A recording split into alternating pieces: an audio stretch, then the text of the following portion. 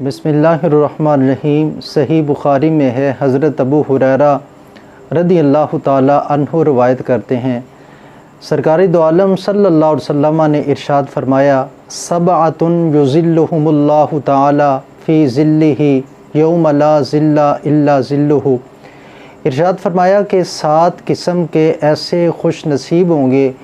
جنہیں اللہ رب العزت اپنے عرش کا سایہ عطا فرمائے گا اس دن کہ جب اس کے سائے کے علاوہ اور کوئی سایہ نہ ہوگا۔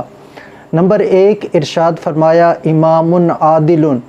فرمایا انصاف کرنے والا حاکم، اللہ تعالیٰ اس خوش نصیب کو اپنے عرش کا سایہ عطا فرمائے گا۔ نمبر 2، وہ نوجوان جو اللہ کی عبادت میں جوان ہوا، فرمایا اسے بھی اللہ تعالیٰ اپنے عرش کا سایہ عطا فرمائے گا۔ نمبر 3، وہ شخص جس کا دل مسجد میں لگا رہے، یعنی گھر گیا تو اس کا دل مسجد میں ہی ہے، جہاں آگے پیچھے جاتا ہے، جو ہی نماز کا ٹائم ہوتا ہے پھر مسجد میں آ جاتا ہے، اپنا زیادہ سے زیادہ وقت مسجد میں گزارنے کی کوشش کرتا ہے، اللہ تعالیٰ اس خوش نصیب کو بھی اپنے عرش کا سایہ عطا فرمائے گا۔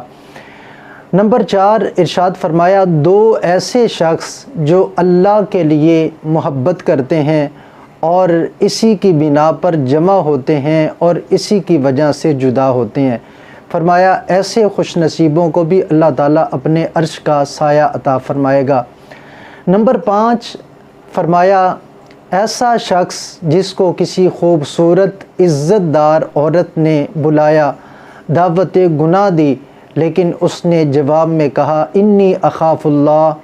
میں اللہ سے ڈرتا ہوں، یعنی حسن قدموں میں بچھنے کے لیے تیار تھا،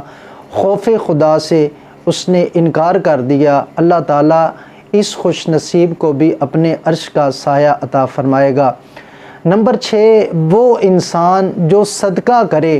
اور اس درجہ اس کو چھپائے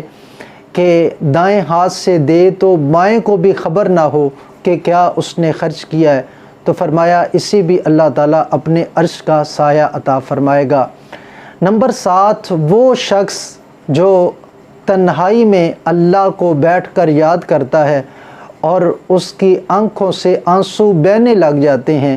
اس خوش نصیب کو بھی اللہ تعالیٰ اپنے عرش کا سایہ عطا فرمائے گا۔